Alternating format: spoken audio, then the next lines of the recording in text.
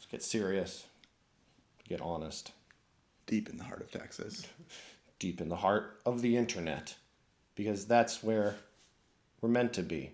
And we're happy to have these dear people deep in the heart of our internet.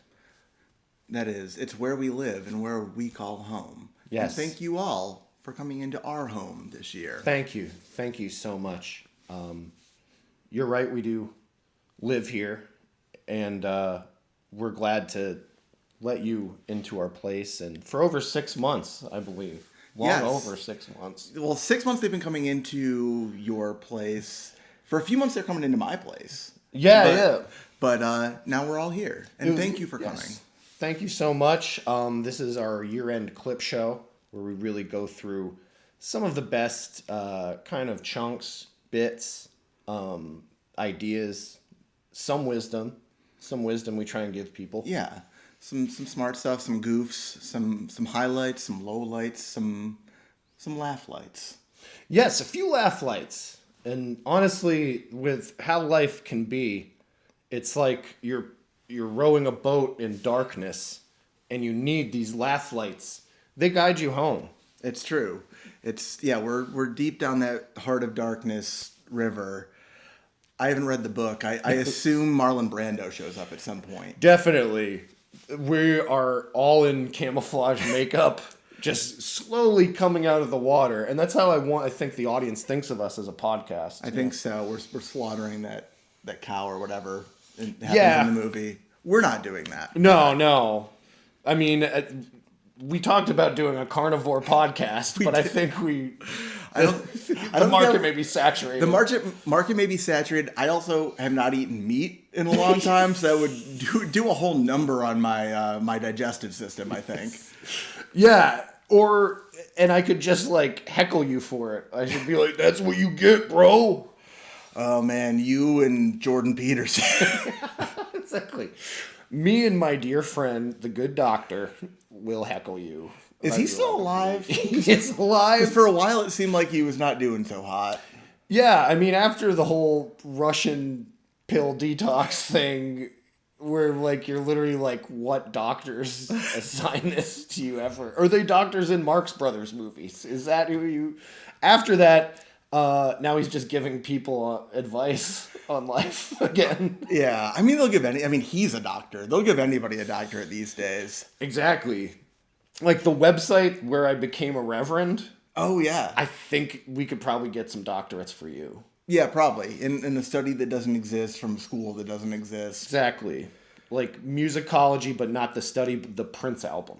Musicology, get a doctorate in that. I mean, I do love that album. I would love to have a PhD in the Prince album musicology. I wish I could take some time off from the rat race and just really study that album by Prince, you know. First, you have to get your bachelor's in Purple Rain. Yeah. But that is hard. That is very hard. But speaking of doctorates, we've had a doctorate on Twitch streaming this year. Yes, exactly. You're watching two professionals, two skilled guys, allegedly. That's what they tell me. Yes. You know, and so much of it is us being like, oh crap, we have a show this week, you know? And that's where the doctoral stuff, it's a lot like ER doctors where they're like, sir, he's hemorrhaging, you know? And this is like, sir, you have to read 5 paragraphs on art theory and stay awake, you know? Yeah. It was a lot like my college experience where it was like I knew I would have something coming up for a couple of weeks, and then just last minute I'd rush to get it done. No, that's And classic. that's how too much maybe of this show is gone. I don't think anyone sees the paint chipping off. I don't think so either. Going really fast to cover it up. Oh, I don't think I see that. I'm just playing on myself, everybody. Oh yeah, hey, we're our own worst Twitch critic, you know, I think. We stink. Ugh, P.U. Who let these stinkers in here? And on that note, I think we have so many fun riffs. We do. This is our year-end best of episode. Yes. We've compiled, really Ethan has compiled. Barnes compiled. Barnes' friend Ethan compiled for us. Our tech team, yes. Yeah, a number of clips for the end of the year, some of our best laughs and goofs and bits. All of those, yes. And I think one thing that we were really good from, and this first clip is from our first show. I'm probably just going to let a few of these go just because they're very similar in theme. I think one of the best feats that we've accomplished is having just bringing a real Brooklyn guy voice into the culture. Probably never had been done before. It's been yearning to break free for a long time. Yes. I mean, people think that, it's been represented in pop culture. There's your I'm walking here's and things like that. But I think it was really us that in 2021 really brought it to the forefront. Oh, yeah. And let's take this Brooklyn guy out of his context, put him in some different smart guy situations. So, I think we should just let it roll from here, our history of Brooklyn voices. They should have a Travis Bickle Taxi Driver existence, just solo, no fun city. That's probably one of my reviews, my 3-word review that was in my college newspaper for Taxi Driver. No fun city. And I think a lot of people would say that about New York during that time period. I think Travis Bickle would say that about New York during that time period. He took a very anti-New York stance in that. If I don't know if I'm talking out of turn, but he was kind of not a fan. As a New Yorker, how dare you talk about Travis Bickle? Oh no, your Jerky Boys character has arrived. To spice up the podcast, Conrad is gonna do a Jerky Boys voice. Whenever I start talking about Renoir or something, he'd be like, "Hey, sizzle neck." Hey, you talking about Renoir? Oh, you uncultured swine, Frank Rizzo. Hey, that's me. I hate culture. He only watches The King of Queens, and that's over his head. He's like, oh yeah, that's like Frasier to him. It's way too smart. But Frasier to regular smart people, not that smart. Oh yeah, I don't even do Kevin James movies. Only that show. I remember Paul Blart's too high-minded for me. Definitely. No, I remember I had to explain to you what a fart was after that. It was very... They do a lot of kind of over-your-head stuff in those movies. The zookeeping one, I think we wanted to talk a lot about art criticism beefs. Was that an issue that we wanted to talk to? That's the thing. I want to just, before I preface this, we're just new guys. We're just trying to figure out, as these character voices, Con Tex and I have been talking a lot about kind of being a hotter show, we need to have kind of a FM drive time thing where we do cool voices and stuff like that. We tried out a Jerky Boys voice very early on, I think the second episode, and it went great. A lot of good feedback from that. But we just, because we're amateurs, we're not the brightest guys in the whole friggin' place. Listen, who's to say? That's what I'm saying. And that's it. It's kind of a voice that we slip into a little naturally. I know for me, it's just kind of a conglomeration of a lot of the adults I knew growing up in a small town, mixed with your average townies from TV. The guys that you think of as city guys on TV, like an SVU. He's being like, no, I don't know her, like that guy. Exactly. I have personally drawn a lot. I was a big fan of, I think, the second or third Beethoven movie where there were these dog nappers that were from the Bronx, and they talked like this. So I think that has had a very deep effect on how much I do this accent and how much it can utterly annoy significant others I've had in the past, to the point where they absolutely. Say, you know this thing. You know the They're thing, like, and hey. it's just, and it's a little She's bit like, of I'm a trying defense. to have a nice night here.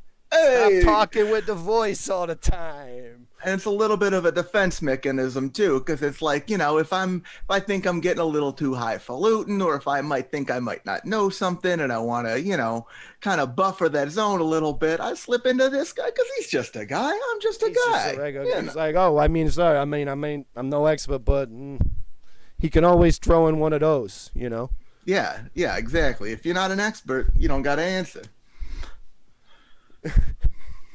Yes, my mic is a lot like the gun in Men in Black. All right, everybody, forget everything you saw on this show. All right. Wait, who am I? Oh no, friggin' A. Oh, We I gotta- talk like this now. Yeah, Oh, no. Hey, Tony, no, how's I it going? I can't even talk like my normal self no more. I got the flashy thing here. Oh no, your brain's all gugats. His brain went Oh gugats, no! everybody. I need sugar water. Forget about the other things. Forget about a few of the things. Don't forget about everything. But I guess that is... Don't forget about that. Forget about this. Exactly. In Men in Black, he was like, forget about everything. That's true. That the flashy thing, he was kind of it was forget about it in device form. It's very much so. That was the plot for one of those James Bond movies, is creating a unstoppable forget about it machine. You only forget about it once. That's my favorite James Bond movie. This friggin' guy over here, which I gotta point it the other way. This friggin' guy, whatever way he is. There he is. There he is. Hey, we're all mirrored. We're guys from the am I over neighborhood. here? I'm We don't up know here how now. the mirrors work. I'm up I don't here. know That's which me in the hand this corner. is. That's Is me in the this it? spotlight. Exactly. Hey.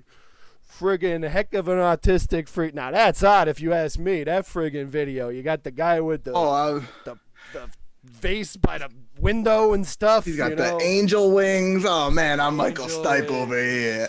Angel wings. Think of how many cool people. This is just a local guy from the neighborhood thing, because we like arts, but we also. What is your opinion on people that have angel wing tattoos on their back shoulders? Oh, interesting. I guess if it's on the shoulder, it's a little tasteful. You can hide that. I'm a little bit suspicious of any big tattoo you can see, but you got to do what you got to do. You do you. I'll do me. That's how I feel.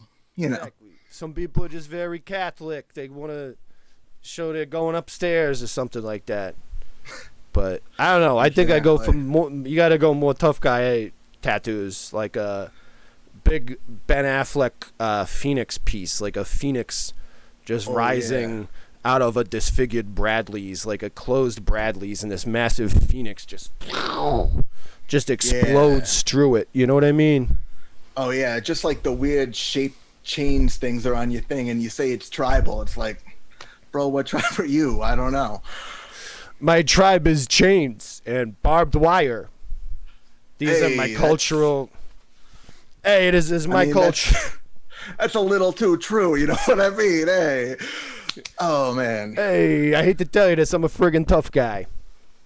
You're not being lazy enough. You got to be way lazier, man, if you want to get up here with the pros. I think I've seen Tell some. that to my boss. Oh, hey, Mr. Time Clock over here, punching it in a little late. I see you around here. We gotta avoid those voices. Although we are talking about a lot of theory, we have to say save the Brooklyn guy voices. I don't want our public to get worn out, and all the anti-Italian commissions coming after us saying it's disrespectful. Exactly. Yeah. New Jersey sanitation workers yelling at us.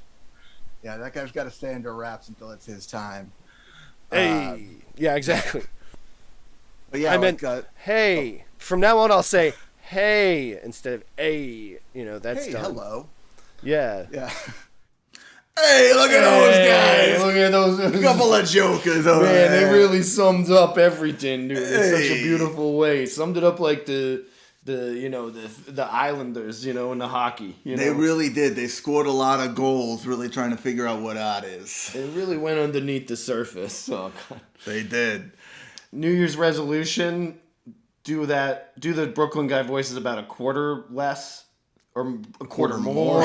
Okay. I would say not enough, but we can work that out at a show meeting. We'll get into later how we sometimes make those into shows.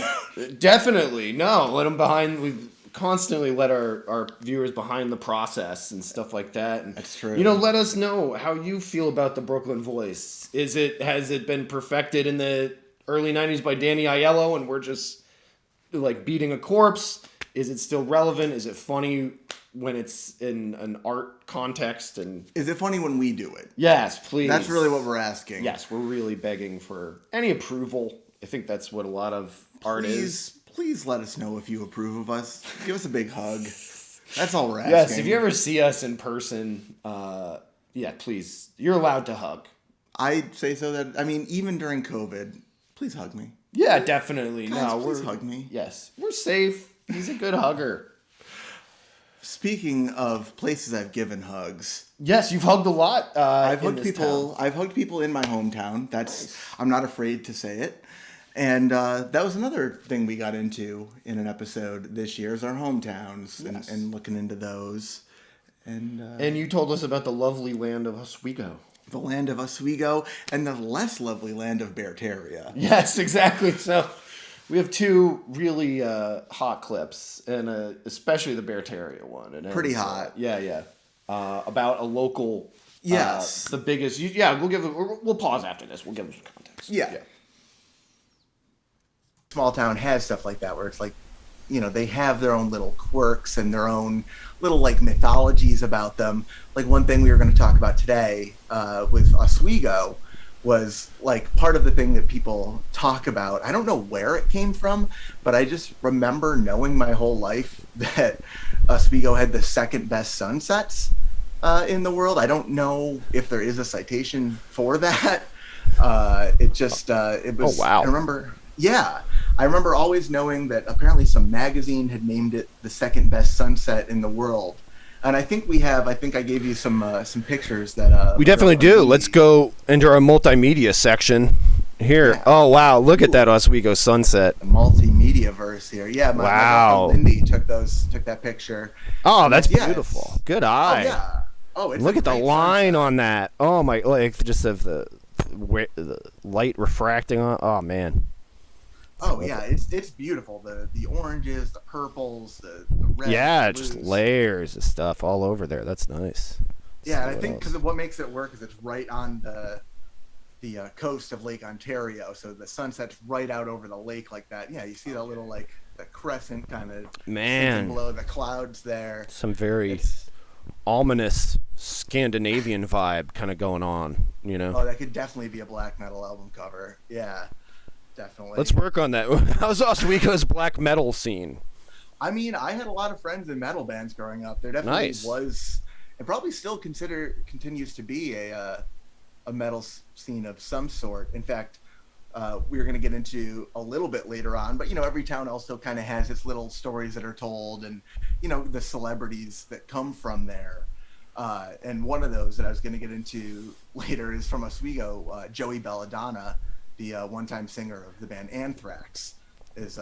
Oh yes, one of the major thrash bands, and major beards in the history of metal. Scotty and yeah, I was gonna say that's Scotty, the man who kicked him out of Anthrax brutally, just like, kind of like, I don't think your vocal scene is working for us right now, which was just like, you suck. You're really bad at everything. It was a very polite way of saying that to him. Yeah. See, I'm not too familiar with Anthrax, and I'm not super familiar with Joey Belladonna's work or his voice, but I do know that he's from Oswego, and that's all that counts to me.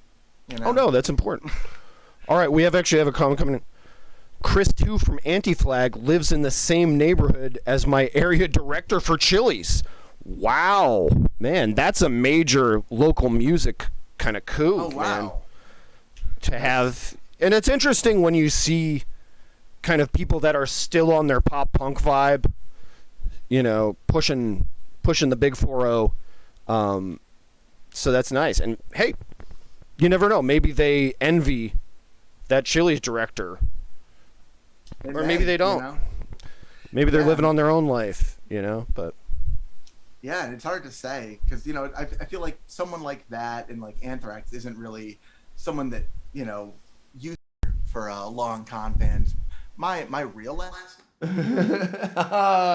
Hey, you know, what are you gonna do with technology? Hey, but yeah, so we got into Oswego and the sunsets there. I tried really quick to Google while we were watching that. The whole thing about us having the second best sunsets. Still no confirmation on that. That may or may not just be some local myth. Exactly. There's no Michelin board of sunsets that says this is a 3-star sunset, you know? There really should be a global sunset commission in the UN. Definitely. It's one thing we need to work on as a society.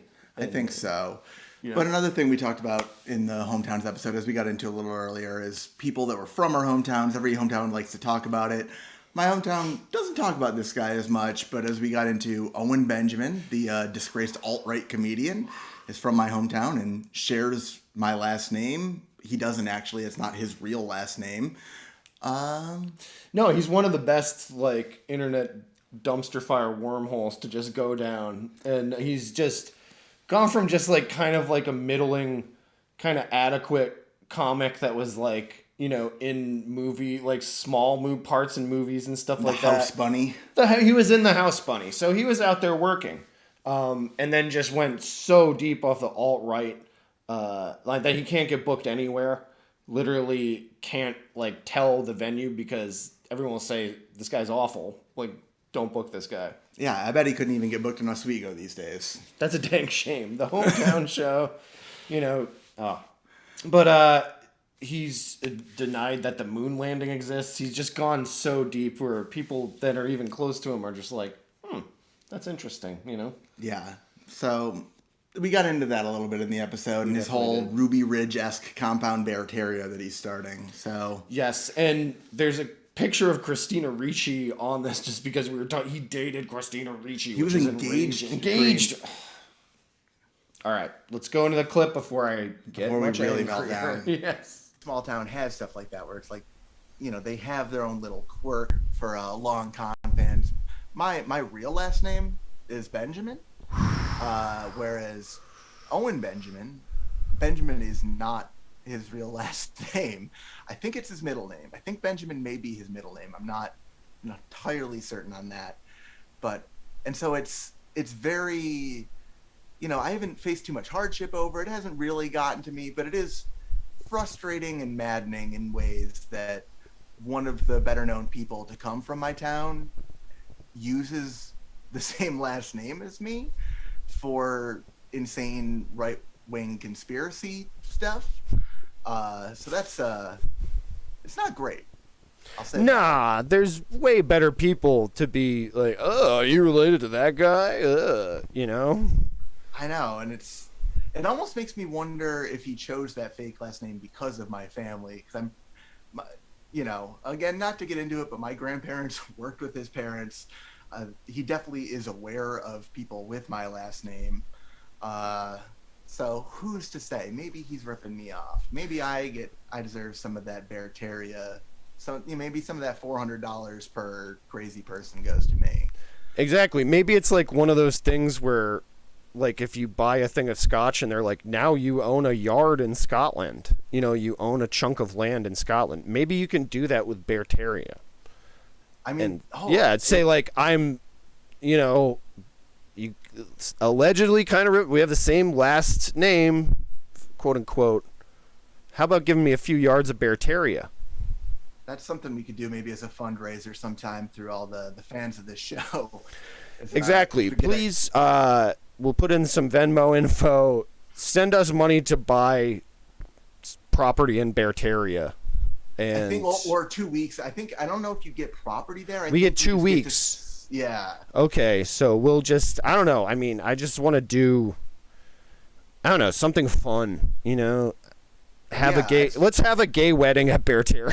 That's what I'd like to do. If enough of us buy property. I would love nothing more than to officiate a gay wedding in Bear Terrier. I am a reverend at the Universal Church of Life. So, I mean, I can do this. I can officiate it.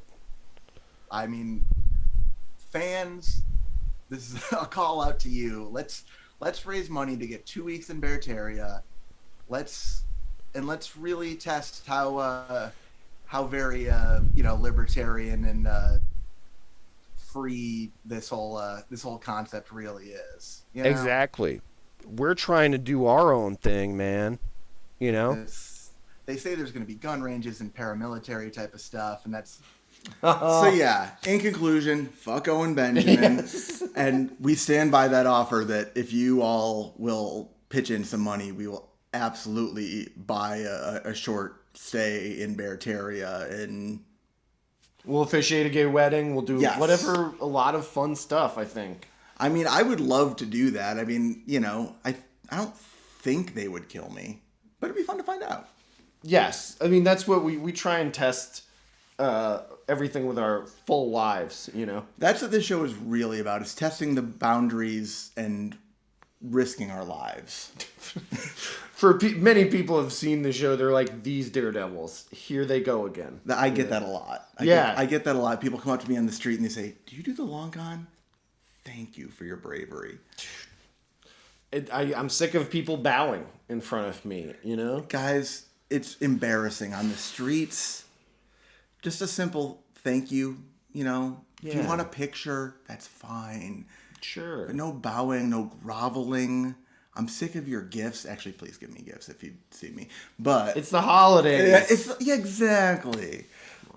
But Yeah, and you know, one of the gifts that keeps on giving in conversations when everyone says, I know, I've heard of the grossest guy ever. We're like, well, what about this guy? I think so much of growing up and being a cool guy was learning about G.G. Allen.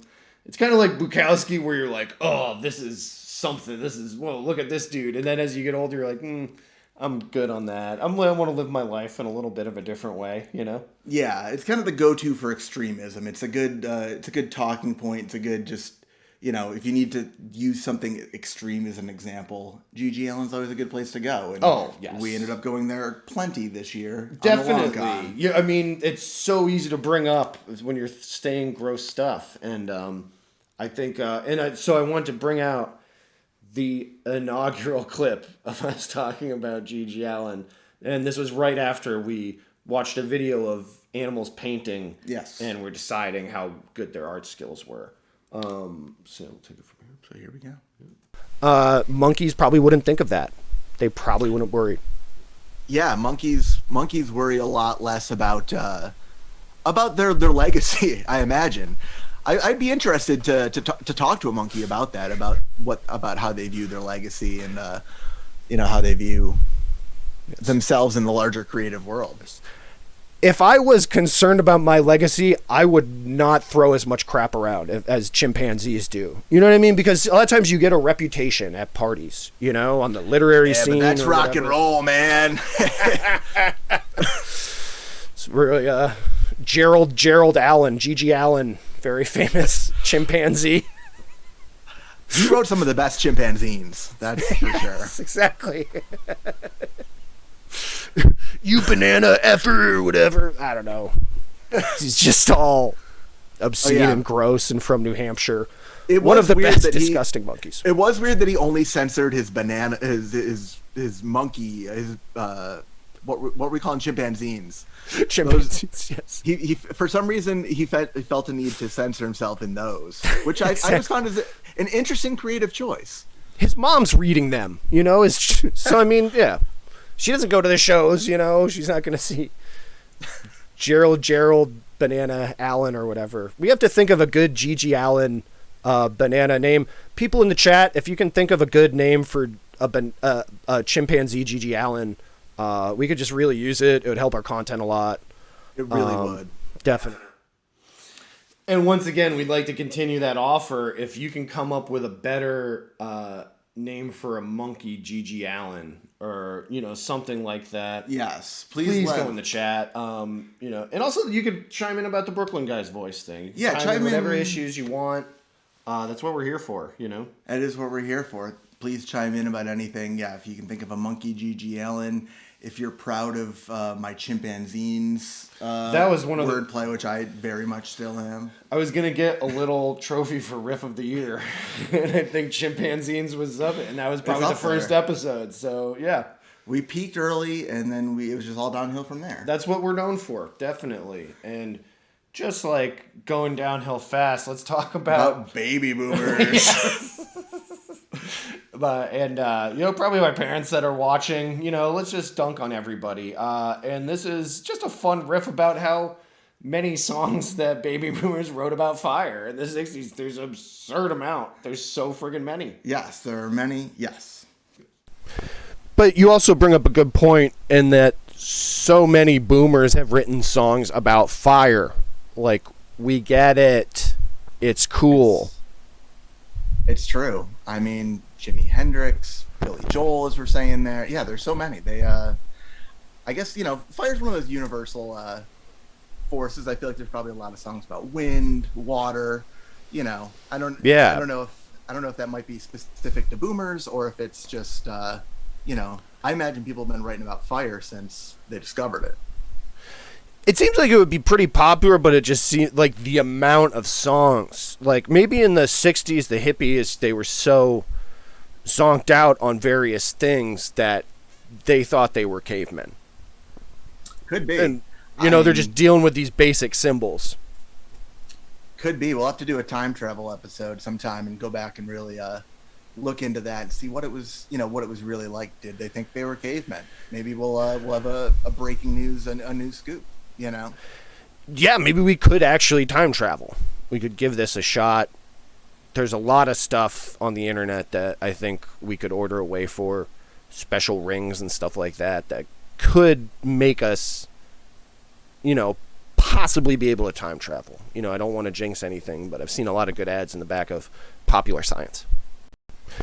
But you also... So that was one of our big revelations. Baby boomers loved to write about fire. Yes. And one of the people who was involved with a creation about fire, who was a baby boomer, was Ray Manzarek. Yes, and I mean, I could just complain about Ray Manzarek all day, and there's just like pure rage about Ray Manzarek, and this is from our Polygots episode, which was about artists that they're in one medium and they just do a totally different thing, the wonderful novels of Jimmy Buffett. Exactly. Yes, but some people aren't that creative as Jimmy Buffett, and one of them Few is are.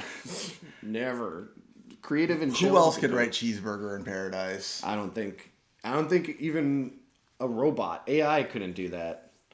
But that's a different show. We'll talk about AI and Jimmy Buffett. We should do an AI episode. Yes. And once again, we could get Grimes here, which would be a clip we'll show a little bit later.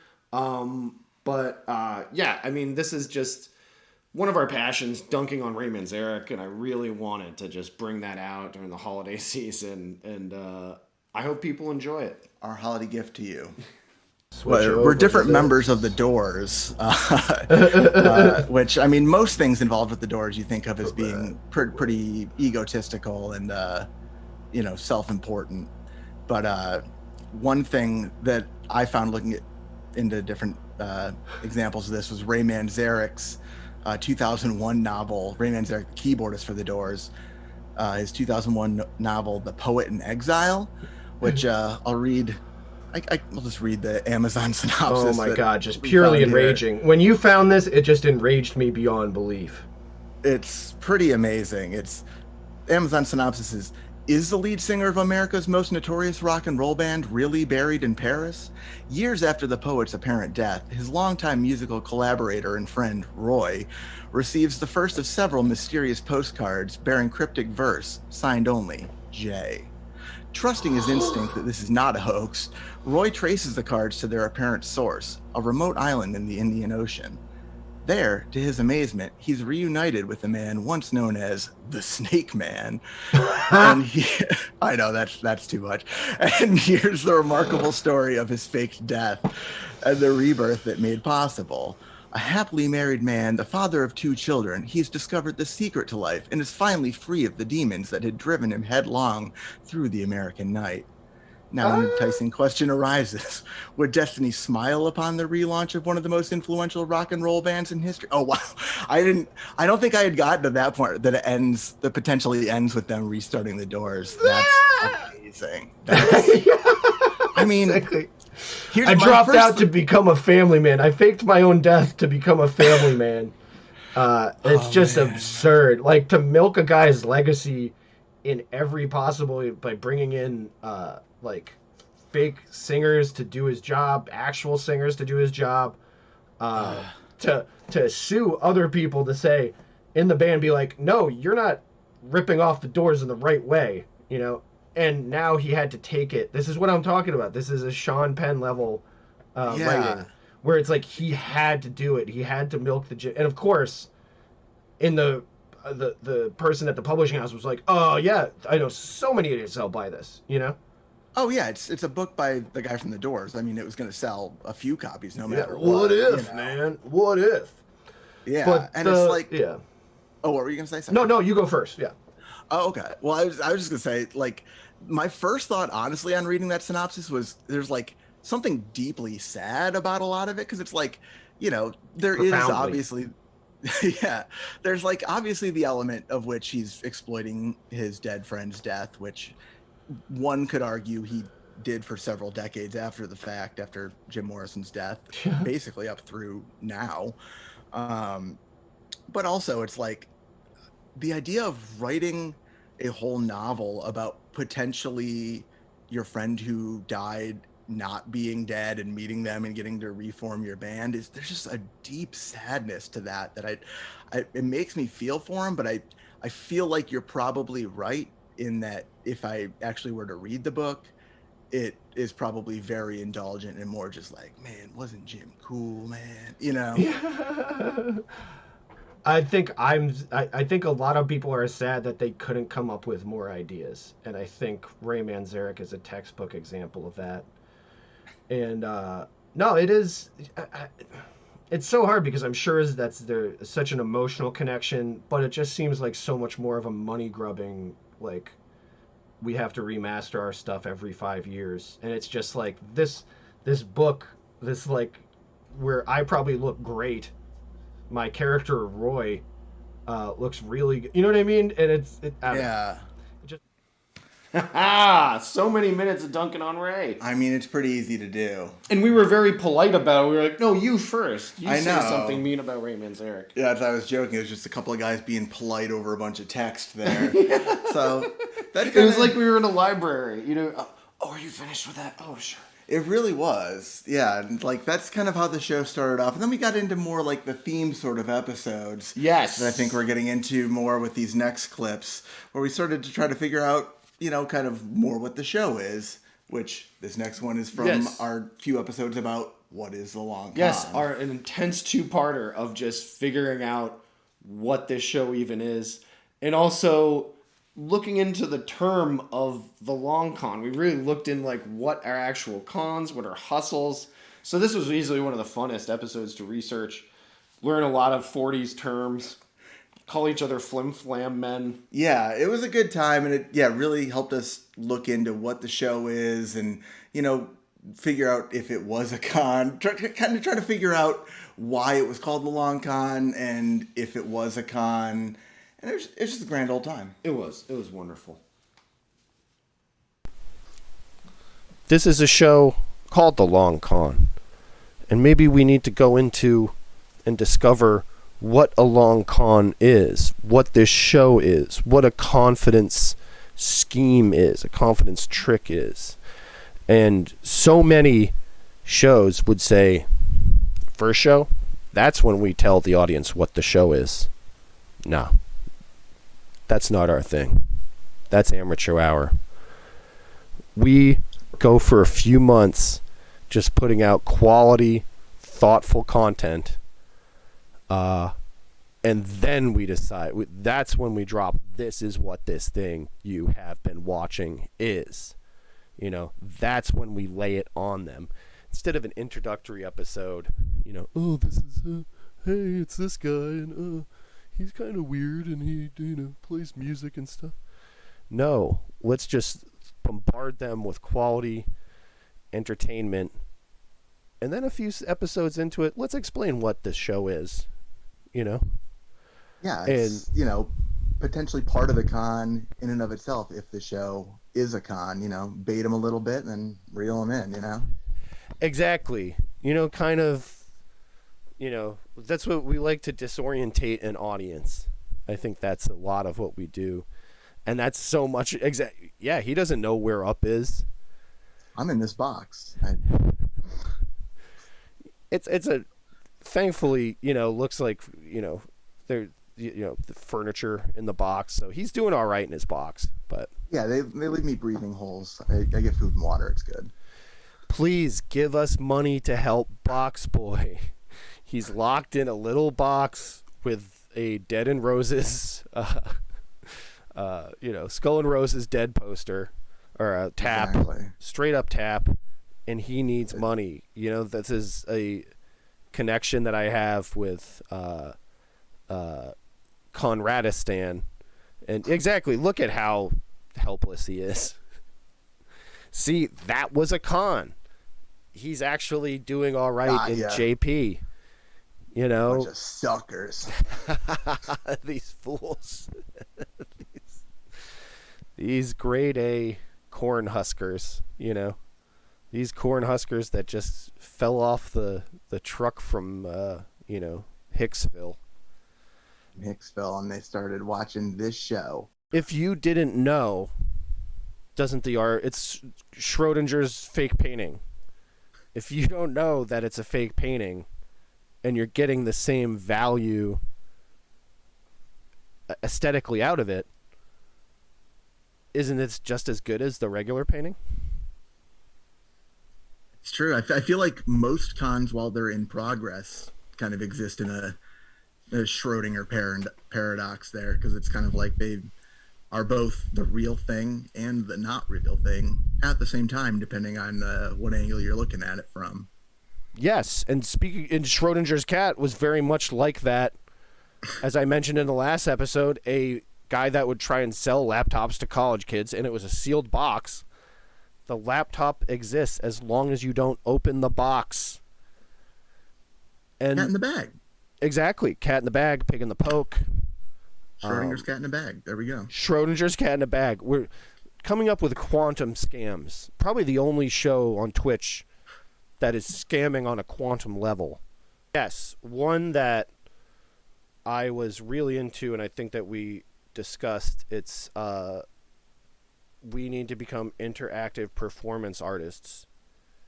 Yes. And steal people's information that way, so that we're interactive performance artists. I had an idea from this show called Sleep No More. It's in Manhattan. It's basically a 3-story house that you're walking through, and it's a play, a Shakespearean play. You can interact with each character, and you can stay on some levels. You can just leave. You can just walk through it fast and just watch stuff.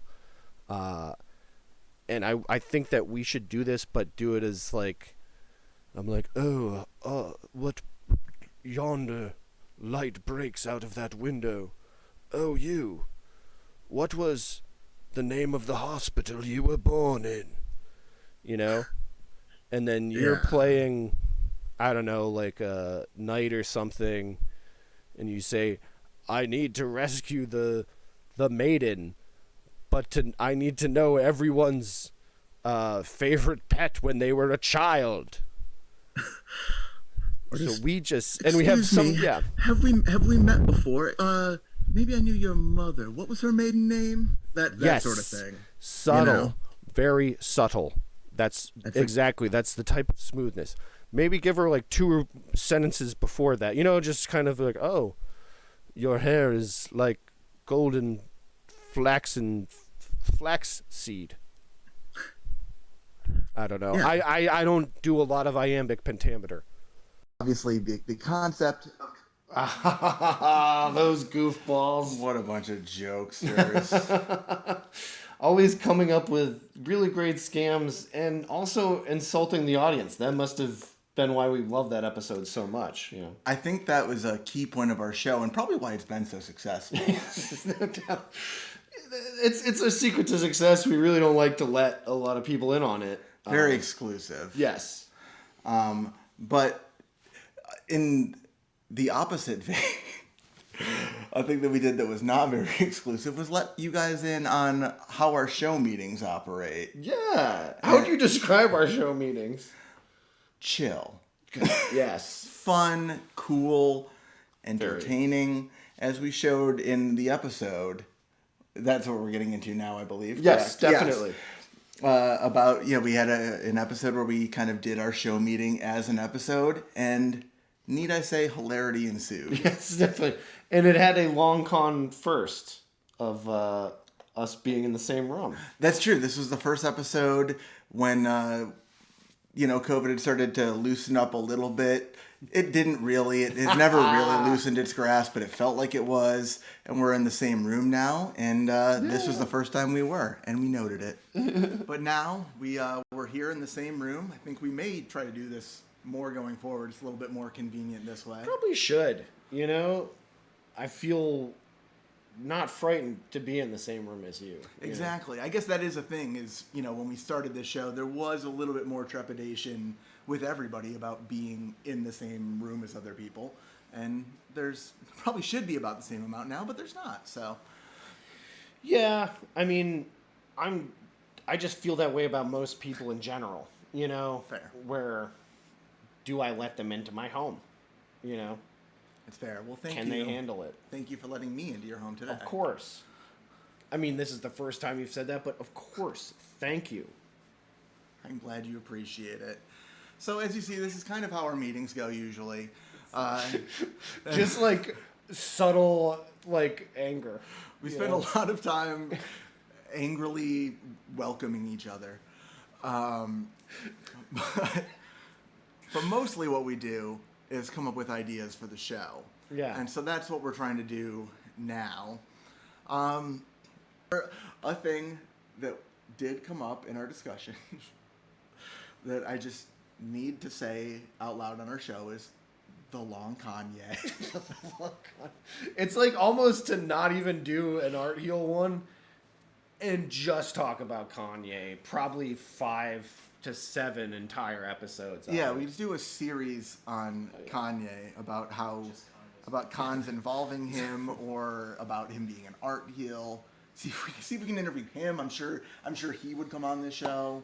I mean, there's times where you look at there was a period he was just living in a dome, and they just showed his like post-divorce like decrepit room in a dome that he was living.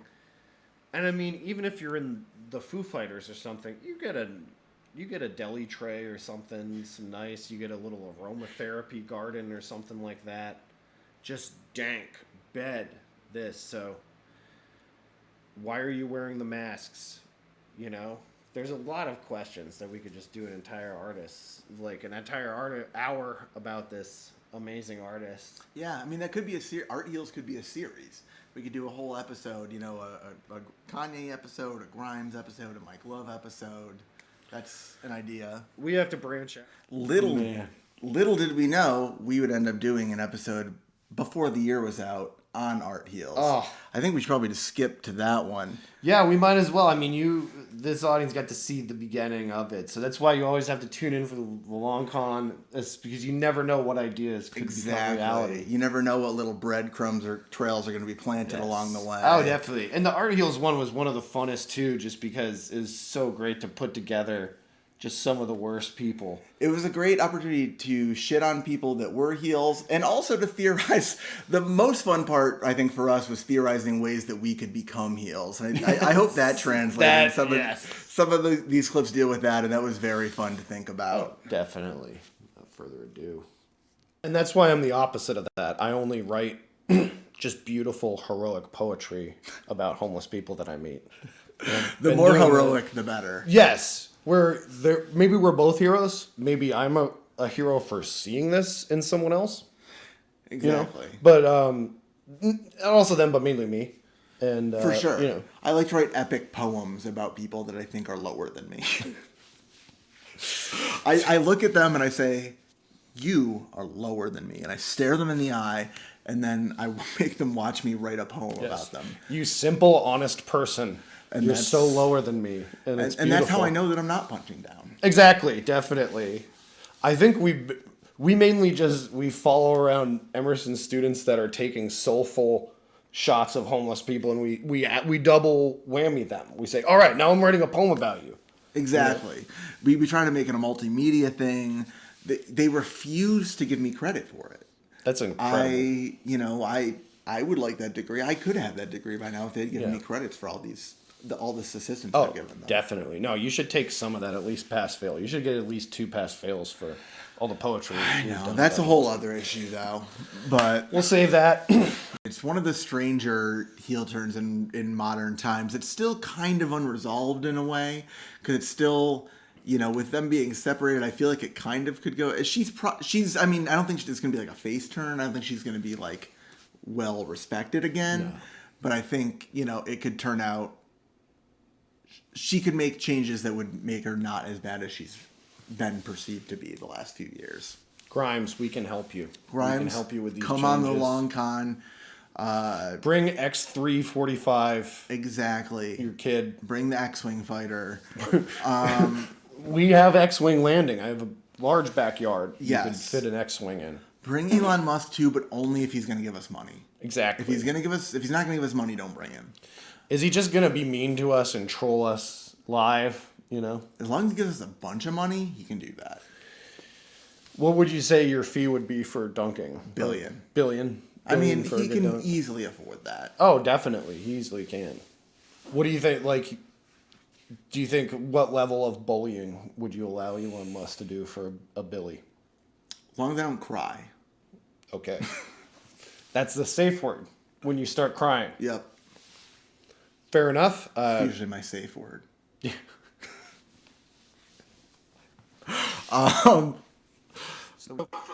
Little body talk at the end there, those crazy guys. Oh, we didn't even get into the ways we could sell out because that was one of the more fun parts of that episode. Oh, but shit, did I miss that clip? It's all good because we can sell out in so many ways. Oh, but we did one of the more fun parts of that episode. And that's why I'm the opposite of that. It's one of the stranger heel turns. So for the last 5 or 6 minutes or whatever, Yeah. we should go over how we can become art heels. I think that's something that we should do. Yeah, I mean, the easiest way, sell out. Oh, no doubt. Which, I think, yeah. frankly, if you have the money, please. Even if you're not Elon Musk, would you let a multimillionaire make fun of you a little bit if it was for less than Elon Musk? Just like a few bad words. Submit your for proposal. Like 500,000. Submit your proposals to contextjams@gmail.com, and if the price is right, we'll let you come on and insult us. I'll go on the record. I'll let someone flick my ear for $500,000. I think that would really help out a lot. You know what? It'd help my community. I'll do $250,000. You can flick my ear. This is turning into that Mad Money show where we just outbid each other to have rich men flick our ears. Is this gradually going to turn into Salo? It's gonna be a 2-person Squid Game. Is what's gonna happen. Oh yeah. So the second way we should do it, other than our selling out, we got to marry Elon Musk. One of us has to bite the bullet. Yes, definitely. He's in a freaky state. Maybe it could be a bunch of. All right. All right. Figured out. All right. For who gets to marry, has to marry Elon Musk. 2 or 3. All right. Rock, paper, scissors, shoot. Ooh. Ooh. Oh. Tied. Here we go. This is the big one. Oh. You gotta marry Elon Musk, dude. No. It's law. That's legally binding. I'm gonna become a cyborg now. Next time you'll see me, I'll be a T-1000 from the Terminator series. All right. Which I guess we're still looking into the legal situation surrounding that. I mean, Barr and Elon haven't met. I mean, they haven't been taking our calls. No. Elon Musk's lawyers, if you're listening, I mean, he's not married. Look at this face. I'm just hoping for at least engaged to be engaged, and It's true. It's like, I understand Grimes is in the picture, but that's old news. Look at this. forget about her. I'm so much more dynamic and interesting. It's true. But mainly we want your money for our show. Yes, if you're a rich guy, as we mentioned, that show just devolved into us asking rich people to beat us up for money. And I'm still there. I mean, if the price is right, you can do whatever you want to the show. We just need the show to continue as much as possible, so the more money the better. Exactly. And if you need to do like stage a fake beating or something like that, or like, hey, these guys looked at me and I'm famous. Yeah. You know, it'd be justified. You know? Fake a death even for the right. For the right amount of money, I'll pretend I'm dead. He can hold his breath so well. Okay, so not that well, but That was going to be the end of the show so far. That was going to be a good ender, man, if you just hold your breath for a few minutes. all right. All right, this is good broadcasting. Nice. I couldn't keep it up. But All right, no fake deaths. But one thing we are going to keep up is the show. Yeah, I think we definitely should, you know? I think there's no problem with that. And I think there's one clip that just really summed up our total dynamic, our total vibe, just utterly perfectly. Yes. And I think we'll take it from here. That'd be amazing. You know, I mean, we're always looking for new ideas of how to alienate people. You know? That's the goal of our show, is to drive people away from our show. Yes, exactly. So please don't tell anyone about this. Please Exactly. just... Or like, be like, I don't know, if someone asks you about it, you know? Yeah, if someone says, hey, don't they have a show? You'd be like, I don't know. The more dismissive, the better. Just literally walk away. To the fact that Don't they think say that it one doesn't exist. And Please don't tell anyone. But anyway, so yeah, it's been a good show. So our goal for 2022 is for you to continue to not tell people about this show, but if you do, we'd also be happy about that. Yeah, I think now we change occasion. We go back and forth on just being underground icons, you know? That's what we aim to be, is underground legends. And I don't know, to what extent do you think we've accomplished that this year? How would you sum up the 2021 in the long con? Oh, I think we are so underground. It's like moles, you know, just looking at the deep, veins of art that exist in the earth, you know. But I think we're popping our heads up in a good way, you know. But I think the riffs, it's just been rifftastic. It's been like sitting behind Crazy Horse in the 70s while Neil just shreds. That's how I feel about it too. We've been riffing it up. We've been creating some sick riffs. It's been a good time. Hell yeah. And yeah, I agree with that. We're kind of still under the surface figuring out what to do. But once we bloom, once we get up above that surface, I'm telling you, Twitch, watch out. Just beautiful colors. And I'd say we should have a cheers to this incredible agree. year. To many more. Cheers. And cheers And to all of cheers you. to all of you. Thank you. Thank you for so tuning in much. this year. Next year, we hope to be as good, if not better, than this past year was. We have got a lot of interesting things coming up, that a lot of which we don't even know yet.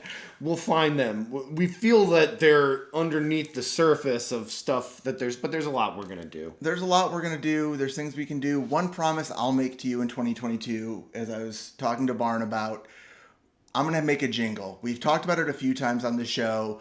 I don't have a full-time job anymore. I got to make a jingle for this show. Because what is a show without a jingle? It really, does it exist? You know what I mean? One would argue it doesn't. And that one would be me. Good.